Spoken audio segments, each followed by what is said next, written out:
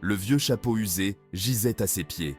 Jour après jour, Antoine s'asseyait sur le trottoir froid et dur, espérant qu'une âme charitable lui accorde quelques pièces.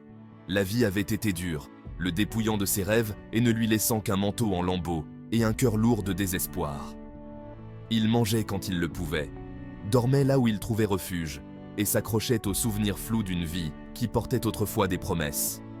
Les gens passaient, certains avec des regards apitoyés, d'autres avec indifférence. Il était invisible, une ombre dans la ville animée, oublié de tous. Un jour, une lettre arriva, adressée d'une écriture élégante, qui semblait déplacée dans mes mains calleuses. Cela faisait des années que je n'avais pas reçu de courrier, et la curiosité luttait avec la crainte, tandis que j'ouvrais soigneusement l'enveloppe. Les mots ont défilé sous mes yeux, incroyables mais indéniables.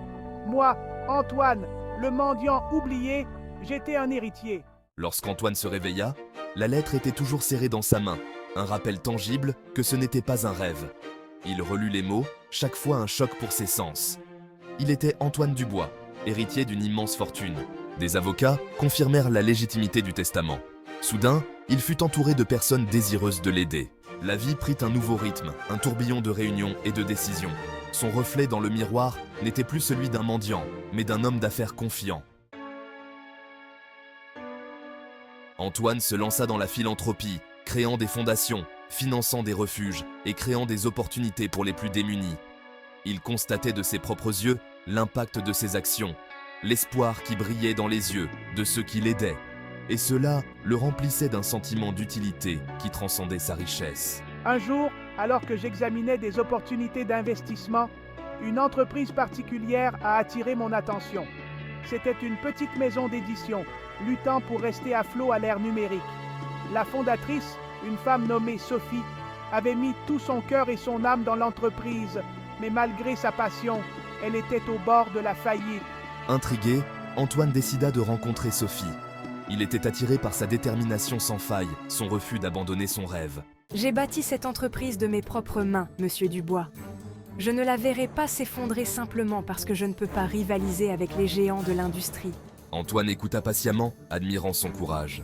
Je comprends votre dévouement, Sophie, mais vous ne pouvez pas y arriver seule. Laissez-moi vous aider. Sophie hésita, sa fierté luttant contre la réalité de sa situation. Elle vit la sincérité dans ses yeux, et lentement, sa résistance commença à s'effondrer. Ils travaillèrent en étroite collaboration, le sens des affaires d'Antoine complétant la vision créative de Sophie. Ils passèrent de longues heures ensemble, se penchant sur des manuscrits, débattant de stratégies marketing et partageant des histoires de leur vie. Il apprit son rêve d'enfant de donner vie aux histoires, les sacrifices qu'elle avait consentis pour bâtir son entreprise. Elle vit au-delà de sa richesse, entrevit les cicatrices de son passé et comprit la compassion qui animait sa philanthropie. Au fil des semaines qui se transformèrent en mois, un lien se tissa entre eux, une connexion forgée dans le respect mutuel et une passion commune pour le mot écrit. Il admirait sa force, sa détermination et sa foi inébranlable dans le pouvoir des histoires. Elle, à son tour, était attirée par sa gentillesse, son humilité et son désir sincère de rendre le monde meilleur. La maison d'édition prospéra, renaissant sous leur direction conjointe. De nouveaux auteurs furent signés, des campagnes marketing innovantes furent lancées, et le rêve de Sophie de partager des histoires avec le monde devint enfin réalité. Leur histoire d'amour était improbable, le récit de deux âmes issues de mondes différents, réunies par le destin et une passion commune. Lui, le mendiant autrefois oublié, avait trouvé l'amour et l'acceptation dans les bras d'une femme qui ne voyait initialement en lui qu'un riche homme d'affaires. Elle, l'entrepreneuse en difficulté, avait découvert que le véritable amour pouvait naître dans les endroits les plus inattendus. Un soir, alors que les lumières de la ville scintillaient en contrebas, Antoine, un genou à terre, demanda à Sophie de devenir sa femme.